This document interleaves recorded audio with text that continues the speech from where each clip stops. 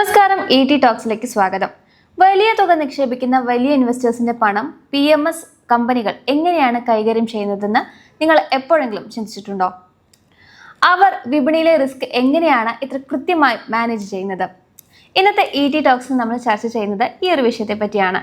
വലിയ PMS വിദഗ്ധർ അവരുടെ ക്ലയൻസിന്റെ പോർട്ട്ഫോളിയോ കൈകാര്യം ചെയ്യുന്ന രീതികൾ കണ്ടുപഠിച്ച് സാധാരണക്കാരായ റീറ്റെയിൽ നിക്ഷേപകർക്ക് എങ്ങനെ സ്വന്തം നിക്ഷേപങ്ങളിലെ റിസ്ക് അനാലിസിസ് നടത്താം.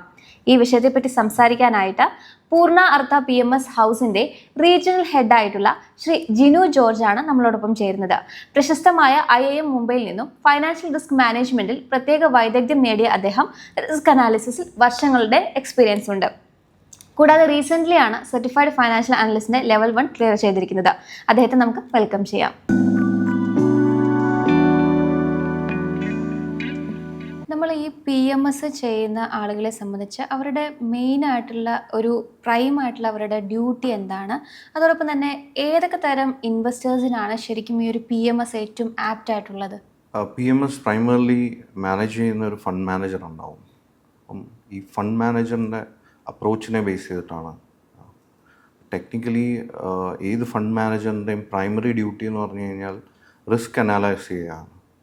അപ്പം അവർ ഏതൊരു സ്റ്റോക്ക് എടുത്താലും നമുക്ക് ഓൾറെഡി മാർക്കറ്റിൽ ലിസ്റ്റ് ഉണ്ടാകത്തുനിന്ന് അവർക്കൊരു ഏത് സ്റ്റോക്സ് പിക്ക് ചെയ്യും. അപ്പോൾ ആ ഓരോ സ്റ്റോക്സ് പിക്ക് ചെയ്യുമ്പോഴും അതിനൊരു സ്ട്രാറ്റജി ഉണ്ട്.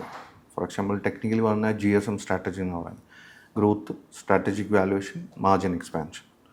ഒരു കമ്പനിയുടെ ഗ്രോത്ത് നോക്കും, അതേ സെയിം സമയത്ത് ഗ്രോത്ത് ഉണ്ട്, ഇയർ ഓൺ ഇയർ സെയിൽസ് ഉണ്ട്, ഗ്രോത്തും ഉണ്ട് എങ്കിൽ കൂടി ഇപ്പം കമ്പനി നോ ഡെപ്റ്റ് ആണോ എന്ന് നോക്കും.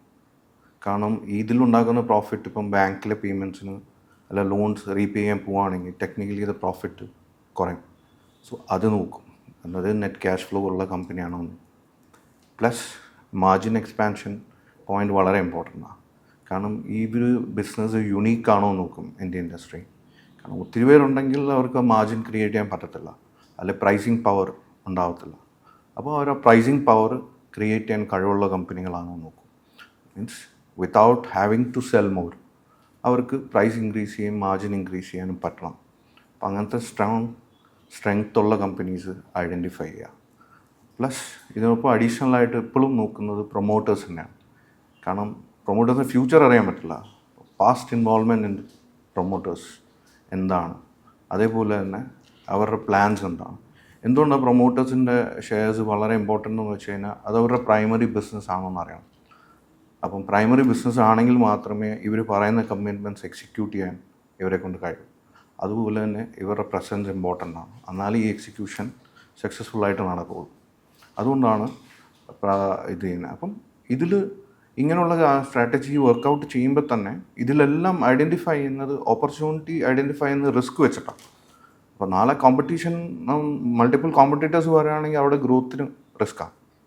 അപ്പം വാല്യൂഷനും റിസ്ക് ഇംപ്ലിമെൻ്റ് ആവും. അതേപോലെ തന്നെ മാർജിൻ ക്രിയേറ്റ് ചെയ്യാൻ പറ്റത്തില്ലെങ്കിൽ മാർജിനിൽ റിസ്ക് ഉണ്ടാവും. അതുകൊണ്ട് പ്രൊമോട്ടേഴ്സിൻ്റെ ഇത് ആണെങ്കിൽ എൻറ്റയർലി റിസ്ക്കാണ്.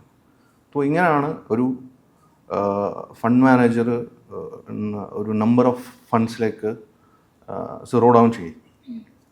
നൗ ഐഡിയലായിട്ടുള്ള ഇൻവെസ്റ്റേഴ്സ് ആരാന്ന് ചോദിച്ചു കഴിഞ്ഞാൽ ultra HNI investors who has patients.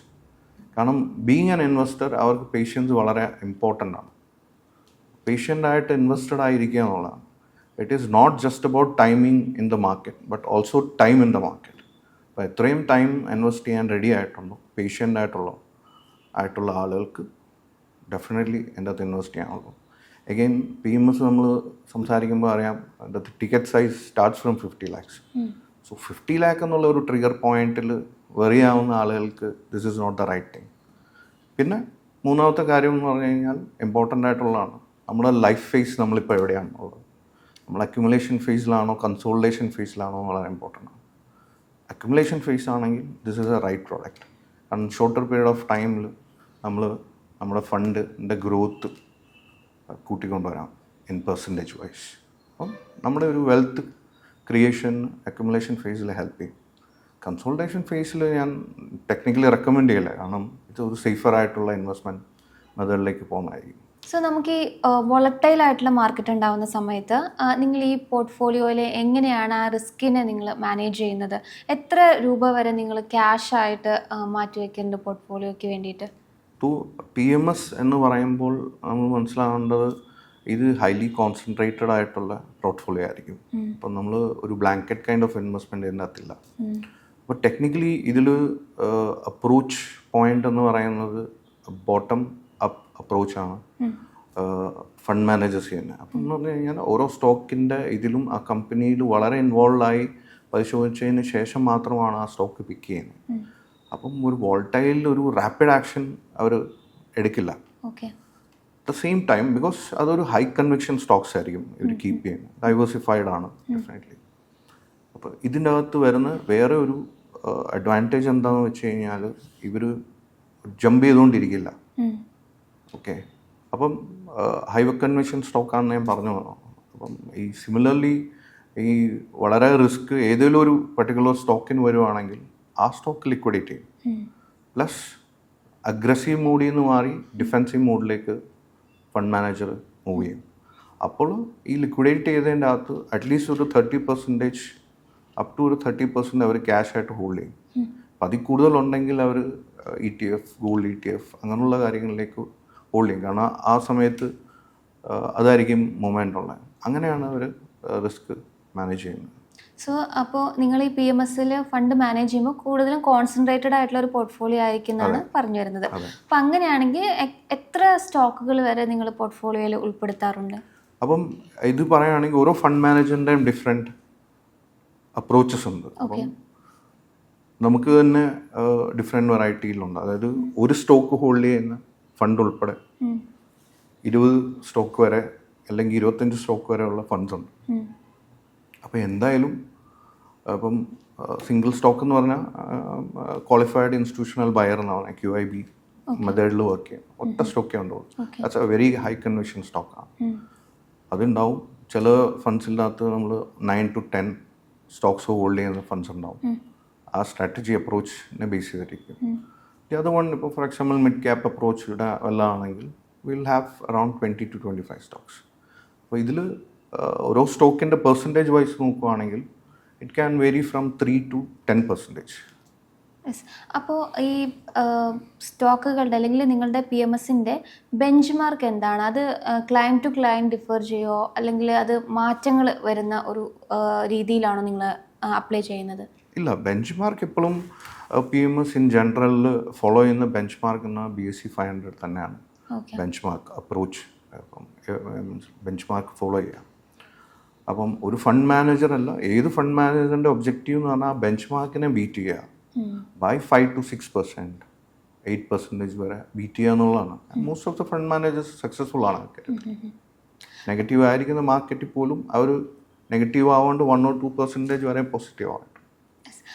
ഈ നേരത്തെ ചോദിച്ച ചോദ്യം തന്നെ ഒരു വേറൊരു മോഡലിൽ ചോദിക്കണം. അതായത് നമുക്കിപ്പോൾ റിസ്ക് വരുന്ന സമയത്ത് അല്ലെങ്കിൽ ഇപ്പോൾ ഈ പറയുന്ന പോലെ പോർട്ട്ഫോളിയോയിൽ ഉൾപ്പെട്ടിരിക്കുന്ന സ്റ്റോക്ക് റിലേറ്റഡ് ആയിട്ട് എന്തെങ്കിലും ക്രാഷ് അല്ലെങ്കിൽ അങ്ങനത്തെ നെഗറ്റീവ് റിട്ടേൺസ് തരുന്ന ഒരു സാഹചര്യങ്ങളിൽ ഈ സെല്ലിംഗ് അല്ലാണ്ട് നിങ്ങൾ വേറെ ഏതെങ്കിലും സ്ട്രാറ്റജീസ് അപ്ലൈ ചെയ്യാറുണ്ടോ? അബ്സല്യൂട്ട് സെല്ലിംഗ് ആണോ? ഇല്ല. നമ്മൾ ഇതിൻ്റെ അകത്ത് എന്താണെന്ന് വെച്ച് കഴിഞ്ഞാൽ നമ്മൾ ഈ സ്റ്റോക്ക് ഈവൻ പെർഫോമിംഗ് മാർക്കറ്റിലാണെങ്കിൽ പോലും നമുക്കൊരു മാക്സിമം ഒരു സ്റ്റോക്ക് ഹോൾഡിങ് ഞാൻ പറഞ്ഞ മാതിരി 8% ആയിരിക്കും ഉണ്ടാവുക.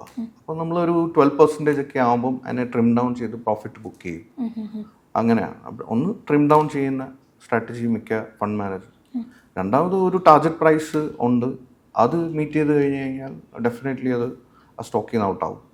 Then there is trim down ചെയ്യുന്ന സമയത്ത് തന്നെ ഇപ്പോൾ ഫോർ എക്സാമ്പിൾ വിൽക്കേണ്ട bad news in the market വളരെ വോളറ്റൈലാണ്. ആ ടൈമിലും ചേർണിങ് ഉള്ള സ്റ്റോക്സ് ഉണ്ടാവും. That different time to time different അപ്രോച്ചാണ്. ഇൻ കേസ് ഡെഫിനറ്റ്ലി നമ്മൾ ഇപ്പം ആ കമ്പനിയുടെ സ്ട്രാറ്റജിയിലോ ഫണ്ടമെൻ്റൽസിലോ എന്തെങ്കിലും ചേഞ്ച് ഉണ്ടെങ്കിൽ definitely will exit the stock. PMSൻ്റെ പോർട്ട്ഫോളിയോ എങ്ങനെയാണ് നിങ്ങൾ ഡൈവേഴ്സിഫൈ ചെയ്യുക? എത്ര പെർസെൻറ്റേജ് സ്റ്റോക്സ്, എത്ര പെർസെൻറ്റേജ് അല്ലാത്ത സ്റ്റോക്സ് അല്ലാത്ത? 100% PMS എപ്പോഴും 100% ഇക്വിറ്റി ഡ്രിവണാണ്. ഓക്കെ. അപ്പം നമ്മുടെ കയ്യിൽ 9 to 10 സ്റ്റോക്സ് ഉണ്ടെങ്കിൽ എല്ലാം ഷെയർസ് തന്നെയാണല്ലോ വാങ്ങിക്കുന്നത്. ഓക്കെ.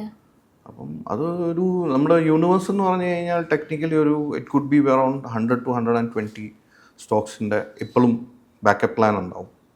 അതിൽ നിന്ന് പൊട്ടൻഷ്യൽ സ്വിച്ചസ് നടത്തിക്കൊണ്ടിരിക്കും. For example Haripriya 1 year back enter ചെയ്ത സ്റ്റോക്സ് ഉണ്ടാവും, ചിലപ്പോൾ 2-3 year ബാക്ക് എൻ്റർ ചെയ്യാൻ.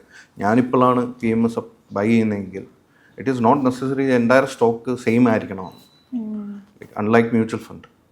അപ്പം ഹരിപ്രിയയ്ക്ക് ചിലപ്പം പെർഫോം ചെയ്ത ചില ഇതുണ്ടാവും, അതിൻ്റെ ഓൾറെഡി സാച്ചുറേഷൻ പോയിന്റ് എത്തി കാണുമായിരിക്കും. അപ്പം നമുക്കത് വാങ്ങിക്കുന്നതുകൊണ്ട് ഇത്ര പോകാൻ സാധ്യത പൊട്ടൻഷ്യലി കാണത്തില്ല. അപ്പം ന്യൂ വരുന്ന ആളുകൾക്ക് it is not necessary that ആ എല്ലാ സ്റ്റോക്സും 100% ലാസ്റ്റ് 2 years ബൈ ചെയ്ത എല്ലാ സ്റ്റോക്സും അവൈലബിൾ ആയിരിക്കും. സെയിം ആയിരിക്കില്ല, ഡിഫേഴ്സ്. ടൈം ഫ്രെയിമിനെ ബേസ് ചെയ്ത് ഡിഫറെയും. എഗെയിൻ നമ്മൾ ഈ PMSൻ്റെ അകത്ത് നമ്മൾ ഇൻവെസ്റ്റ് ചെയ്യുന്ന ഫണ്ട്സ് വൺ ഷോട്ട് ഇപ്പം പൈസ തന്നു കഴിഞ്ഞാൽ ഇമ്മീഡിയറ്റ്ലി അത് ഡിപ്ലോയ് ചെയ്യത്തില്ല. It will take time. ഇപ്പം അറ്റ്ലീസ്റ്റ് ഒരു 3 months പീരീഡിലാണ് ഇവർ 100% ഫണ്ട് ഡിപ്ലോയ് ചെയ്യുള്ളൂ മാർക്കറ്റിലേക്ക്. Because they keep watching. കാരണം ഓരോ സ്റ്റോക്കിലും അറ്റ്ലീസ്റ്റ് അവർ ഒരു 15 to 18 months അതിൻ്റെ ഫുൾ വാച്ച് ചെയ്തിട്ടേ പുതിയൊരു സ്റ്റോക്കിലേക്ക് എൻ്റർ ചെയ്യുള്ളൂ. അപ്പോൾ ഈ ഇങ്ങനെ റിസ്ക് വരുമ്പോൾ അല്ലെങ്കിൽ ഈ ക്രാഷ് വരുന്ന സമയത്ത് നമ്മൾ ഇപ്പോഴത്തെ ഹെഡ്ജ് ചെയ്യാൻ വേണ്ടിയിട്ട് ഒന്നും ചെയ്യില്ല? മീൻസ് അതിന് പകരമായിട്ട് ബദലായിട്ട് നമ്മൾ ഇപ്പോഴത്തെ എന്തെങ്കിലും സേഫ്റ്റി മെഷേഴ്സ് എടുക്കുമോ? സേഫ്റ്റി മെഷേഴ്സ് എന്ന് പറഞ്ഞാൽ ഞാൻ പറഞ്ഞില്ലേ, ഇത് already the stocks are high conviction stocks ആണ്. അപ്പോൾ ഫോർ എക്സാമ്പിൾ ഈ മാർക്കറ്റ് വോളറ്റാലിറ്റി എന്ന് പറയുന്നത് പല റീസൺസ് കൊണ്ടാണ്.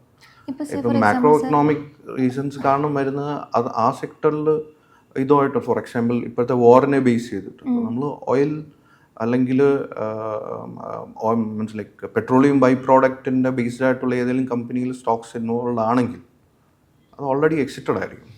Okay, this is one thing. രണ്ടാമത് അത് നമ്മൾ ചിലപ്പം വീണ്ടും അത് ബൈ ചെയ്യുന്ന സമയമായിരിക്കും. കാരണം നമ്മളത് എക്സിറ്റ് ചെയ്ത് ഹോൾഡ് ചെയ്ത് അതിൻ്റെ റൈറ്റ് പ്രൈസിലേക്ക് ഡ്രോപ്പ് ആയി കഴിയുമ്പോൾ വിൽ ബൈ ബാക്ക് അഗെയിൻ. അവിടെയും പൊട്ടൻഷ്യൽ ഇതാവുള്ളത്.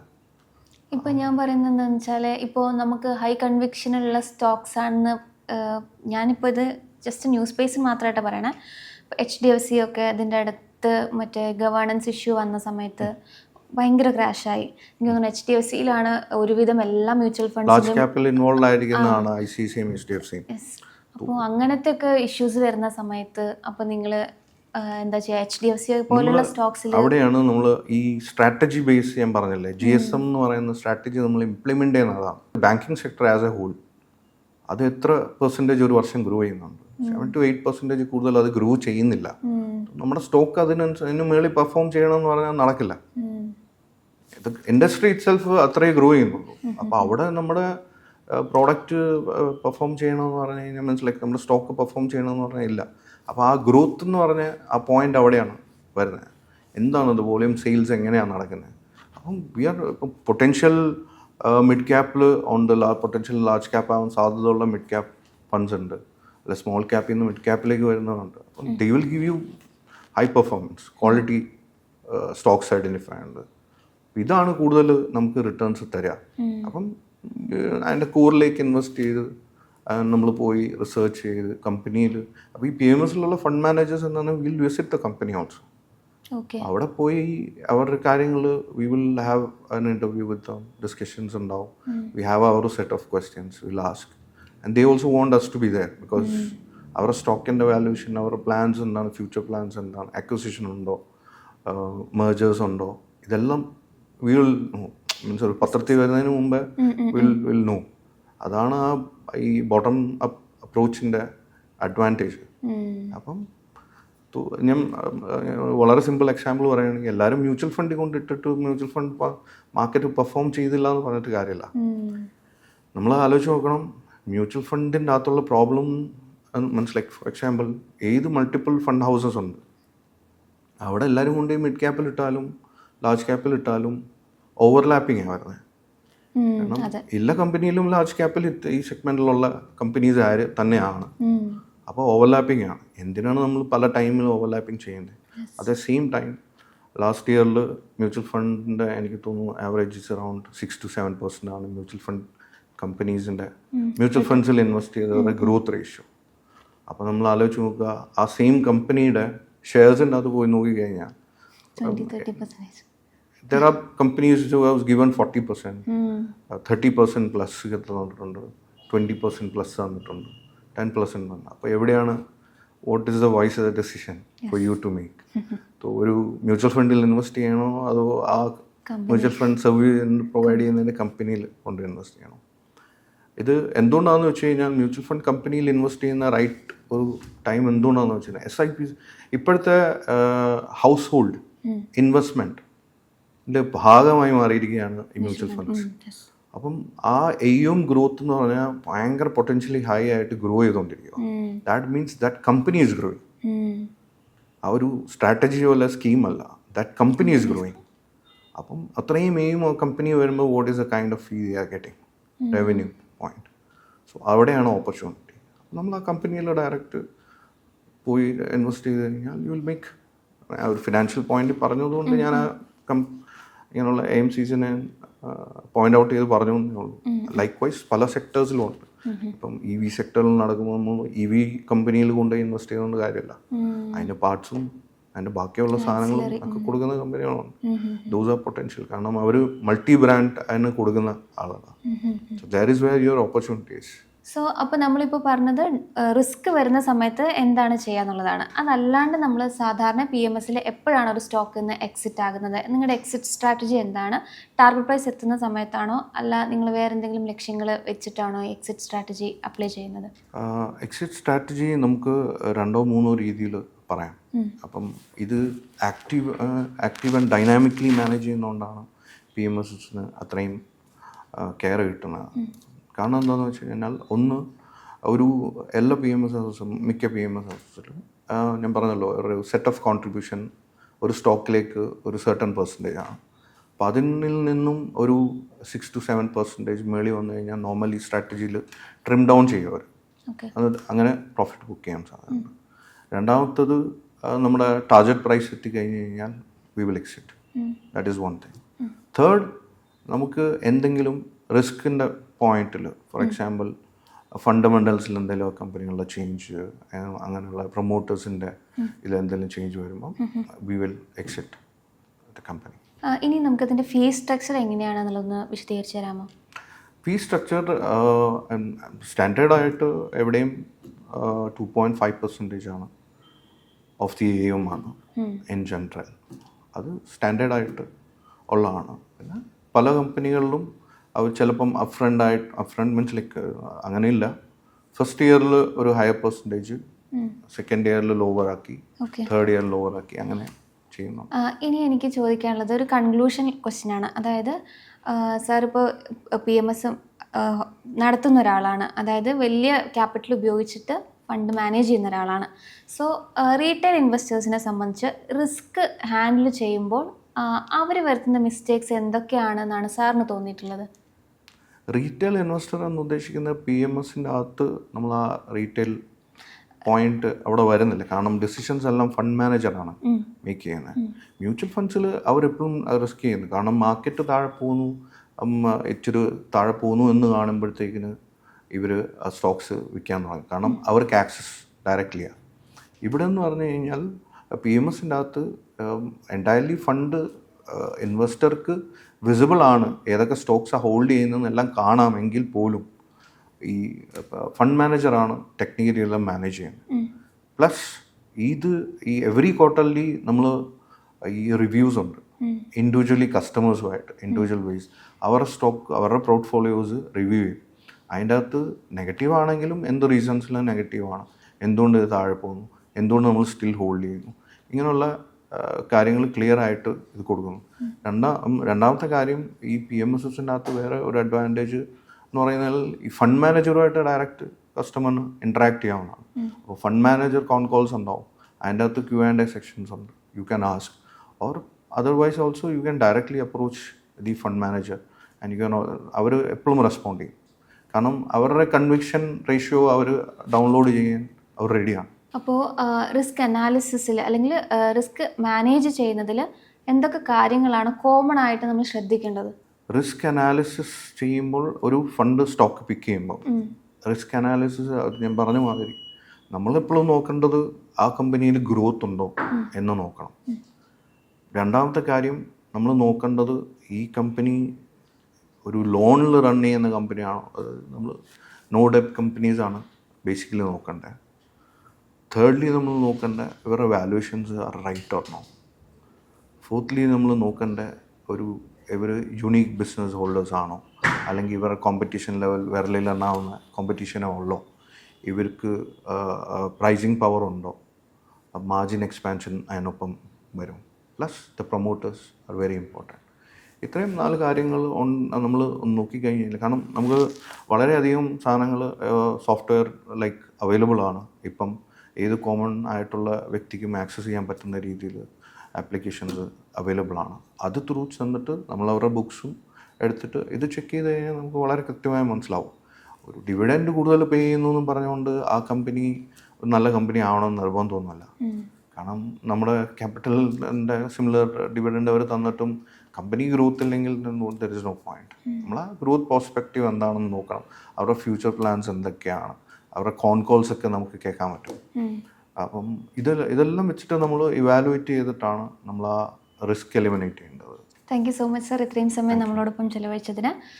അപ്പോൾ പ്രേക്ഷകരെ സംബന്ധിച്ച് നമ്മൾ മനസ്സിലാക്കേണ്ട റിസ്ക് അനാലിസിസ് ചെയ്യുമ്പോൾ നമ്മൾ ഒരു സ്റ്റോക്കിൻ്റെ റിസ്കിനെ കുറിച്ച് പഠിക്കുമ്പോൾ മാർക്കറ്റിലെ റിസ്കിനെ കുറിച്ച് മിറ്റിഗേറ്റ് ചെയ്യേണ്ട സമയത്ത് ശ്രദ്ധിക്കേണ്ട ചില പോയിന്റ്സും കൂടിയാണ് അദ്ദേഹം ഇപ്പോൾ ഇവിടെ സംസാരിച്ചത്. അതോടൊപ്പം തന്നെ PMS ഹാൻഡിൽ ചെയ്യുമ്പോൾ ശ്രദ്ധിക്കേണ്ട അല്ലെങ്കിൽ ചെയ്യുന്ന കാര്യങ്ങളെക്കുറിച്ചുമാണ് ഇന്നത്തെ സെഷനിൽ നമ്മൾ സംസാരിച്ചത്. ഏതായാലും ET ടോക്സിൽ മറ്റൊരു വിഷയമായിട്ട് വീണ്ടും കാണാം.